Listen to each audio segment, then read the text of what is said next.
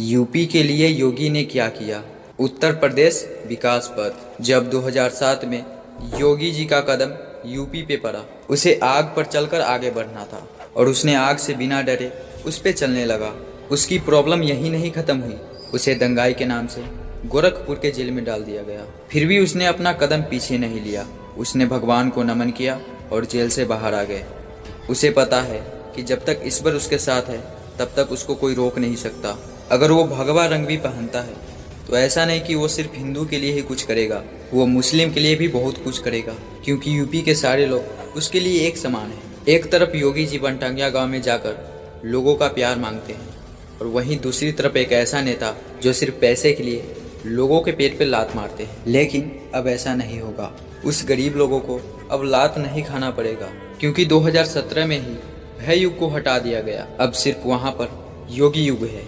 अब किसी को डरने की जरूरत नहीं है। वो अपने जनता के पेट पे लात मारना नहीं जानता, वो सिर्फ अपने जनता के लिए कुछ करना जानता है और कुछ देना जानता है। अरे आपका बहुत बहुत धन्यवाद। अगर योगी को दिवाली का त्यौहार भी मनाना हो तो वो अपने घर पे नहीं बल्कि लोगों के साथ जाकर मनाता है और वहाँ पे उसे बहुत ही ज़्यादा खुशी मिलती है।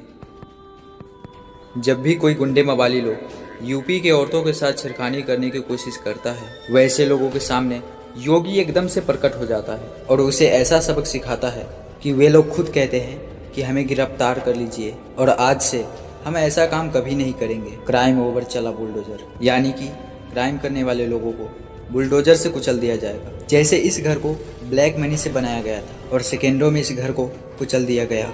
ये घर एक अपाहिज आदमी का था और असल में वो आदमी अपाहिज था ही नहीं, वो तो बस अपाहिज बनने का नाटक कर रहा था। जगमगाती Ayodhya.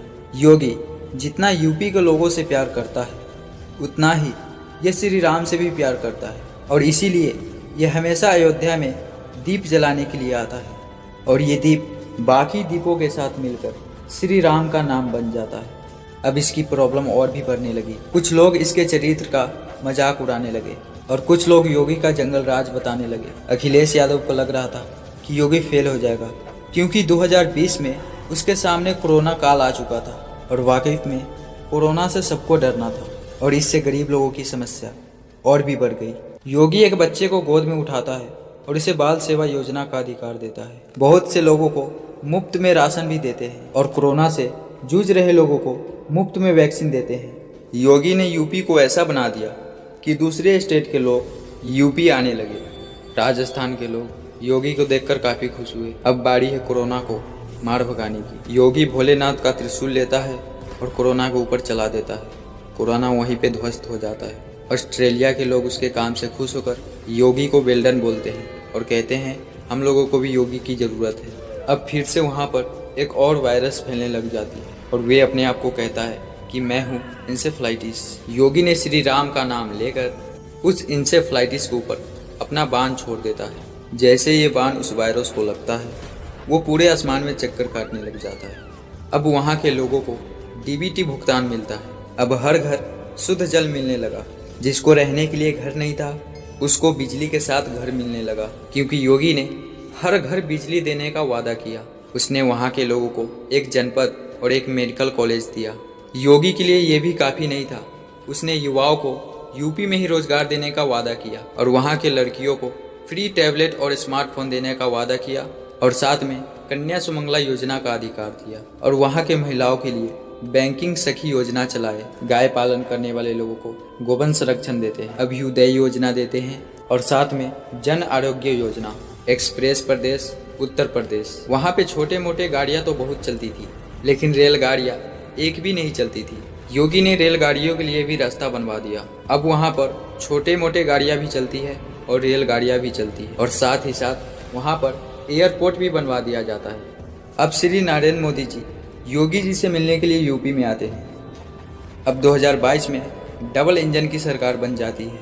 UP global investor summit. अब दूसरे देशों के लोग यूपी ग्लोबल में अपना पैसा इन्वेस्ट करते हैं, जैसे साउथ कोरिया, डेनमार्क और साथ में ऑस्ट्रेलिया। अब यूपी ग्लोबल में 35 लाख करोड़ का निवेश हो जाता है। योगी ने यूपी के लिए बस इतना ही कुछ किया है और उनके लिए इतना काफ़ी नहीं है। उन्हें तो अभी बहुत कुछ करना है और तब तक योगी इस अग्नि के ऊपर चलता रहेगा। $1 ट्रिलियन अर्थव्यवस्था। योगी का मेन टारगेट यही है। इंटरनेशनल मीडिया मोहरा, राहुल गांधी या मोदी। यहाँ दूसरे देशों के लोग इंडिया को एक पावरफुल कंट्री मानते हैं और उन लोगों का कहना है कि इंडिया के प्राइम मिनिस्टर श्री नरेंद्र मोदी जी के पास एक सुपर पावर है और वो फिर से 2024 में प्राइम मिनिस्टर बनने वाले हैं। India's growth story. ये लोग मोदी की तो प्रशंसा कर दिए, लेकिन वे लोग चाहते हैं कि अगला पीएम मोदी नहीं होगा।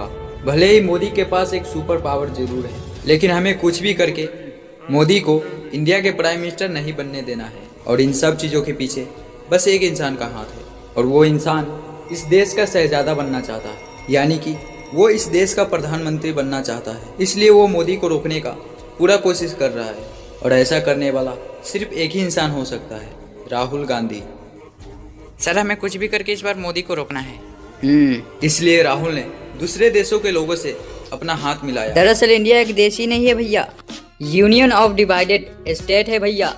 जैसे आपका यूरोपीय यूनियन है भैया, वैसे ही है भैया। यहाँ तक कि उसने मोदी को हटाने के लिए मुसलमानों से भी हाथ मिलाने लगे। कांग्रेस ही जीतेगा भैया। अब देखो हम क्या करते हैं भैया। International media. ये जो आपको दिख रहा है ना भैया, यही है इंटरनेशनल मीडिया भैया। राहुल ने इंटरनेशनल मीडिया को भी अपने टीम में शामिल कर लिया। हमें आपकी जरूरत है भैया, आप लोग हमारे साथ आ जाओ भैया। अब आप लोग इसे पढ़ते रहो भैया, हमें तो भाषण देने जाना है भैया। 9 दूनी मुस्लिम, लेकिन आप लोग क्या समझे पता नहीं भैया। मैं कहता हूँ कांग्रेस ही एक ऐसा पार्टी है भैया जो अपने ईमानदारी के बल पर अभी तक लड़ रहा है भैया।